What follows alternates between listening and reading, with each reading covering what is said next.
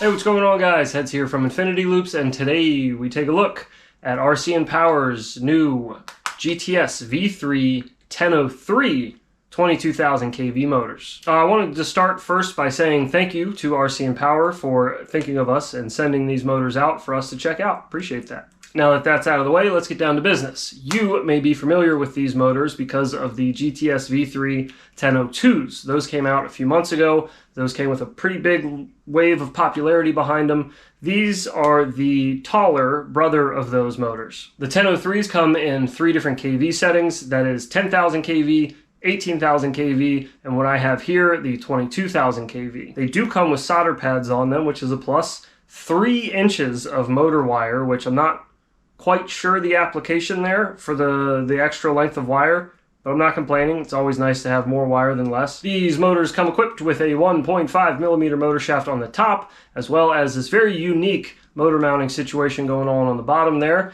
and that is so you can use either 3 or 4 hole mounting patterns. You just would use 2 out of the 4 screws for the 4 hole mounting pattern, but it's nice to have the option. All that extra goodness that we have just mentioned brings these motors to a whopping 3.4 gram per. That's a huge bitch. They currently have them listed on their store for $13.15 a piece. And they come with the normal color options of the orange and gold and the teal and pink. They also recommend that you put these in a 1.6 inch prop or 85 millimeter build. Today we're going to be trying them out in 2 different frames. I'm running one on the Mountain Micro 2.5 inch frame.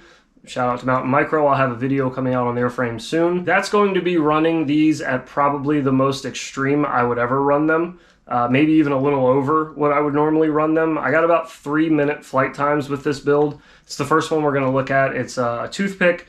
It's going to be 65 millimeter props, so pretty large prop on it. Bi-blades. I'll include some pictures of what the build looks like just so you can see what I was using.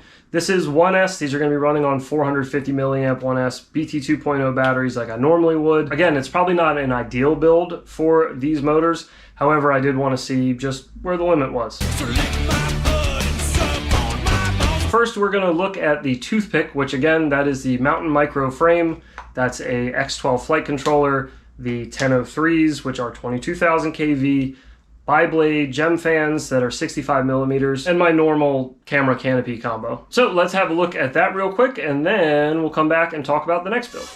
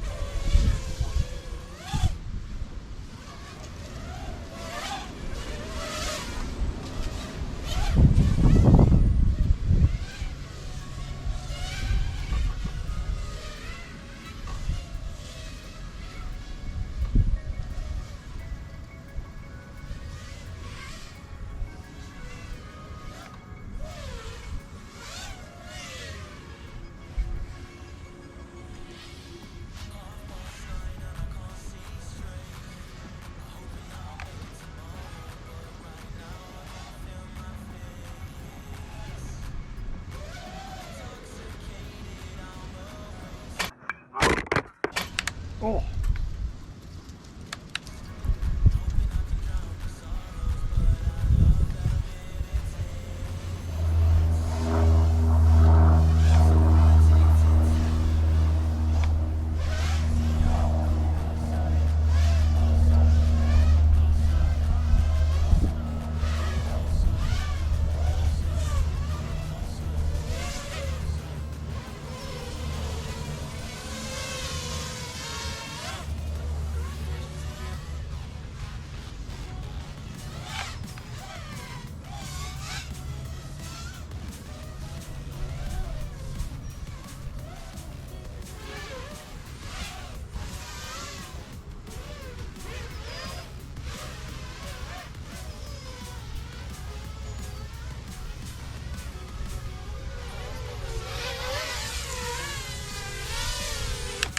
while entertaining to fly and it was fun and pretty nimble in the air, I don't know that I would ever keep it in that build overall. I just don't think it would be that good. Maybe on 2S, it might be all right with the lower KV motor on 2S. That might be a good pairing. But just with the KV I have and the setup and things that I have available to me, that just wasn't it. Next, we're going to try this little bad boy because I know how this flies with 1002s on it, and I really liked it. And these props are slightly bigger than what they were recommending at 1.6 inch props. These are 1.8, but we're going to give it a whirl anyways and just see how it does. Keep in mind, all of these builds are analog that I'm flying. I likely will be doing some HD builds using the 1003 motors. Honestly, if I had to recommend them for any usage, I'd probably say they'd be good for a slightly heavy 2S HD 0 or walk snail build. I probably wouldn't just throw them on like a normal whoop just for fun on analog. I would try to, I think purpose-wise, I think they would be better suited to just be carrying a little more weight and be flying a little more steady and not so much my snappy direction change. For that, I feel like I need the light motors, the lighter stator overall. Just in general, I just need less weight on builds like that to get them to perform that way and not fight me too much in the air. So with the larger motors, the 1003s, once I get those on here, I have a feeling like I'm going to be fighting it a little bit more than I do with the 1002s. That's kind of expected, especially with the heavier motor mounting option that they give you on the bottom there. Upgrading to the 1003s is going to add significant weight to this build here. I'm guesstimating probably 3 or 4 grams more than what it weighs right now, and right now it's already kind of heavy. So we'll see what happens, but this is a larger prop than what they recommended, and I do think the 1.6 inch build would be better suited with the 1003s to use HD and maybe even 2S. But that's enough jibber jabbing. I'm going to take these 1002s off of here, throw those 1003s on, and then we'll give this a little ripsadoozle-roozle around the house and we'll see how it does.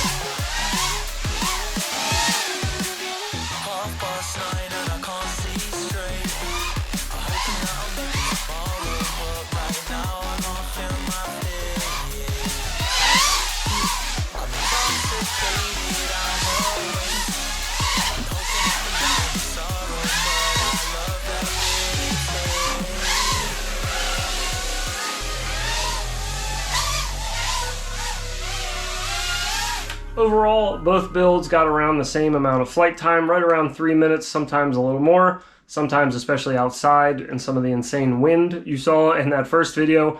It was a little difficult to get the flight times above 3 minutes. But again, I think these motors are going to be very situational. It's going to depend on the build a lot. So if you're looking for something that's going to be carrying HD equipment, it's going to be a little heavier than your normal analog whoop. You want to try to keep it on a small form factor with a smaller prop size. I would highly recommend checking out the 1003s. They might be exactly what you're looking for.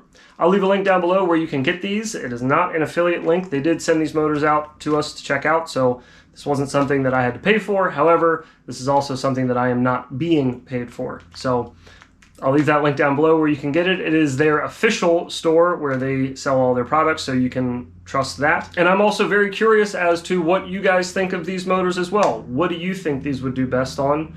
Do you have plans on using these motors, and what do you plan on putting them on? Until next time, guys, thank you for watching. Thank you again to RCinPower for sending these out, and we will see you in the next one. Take care of yourselves, guys.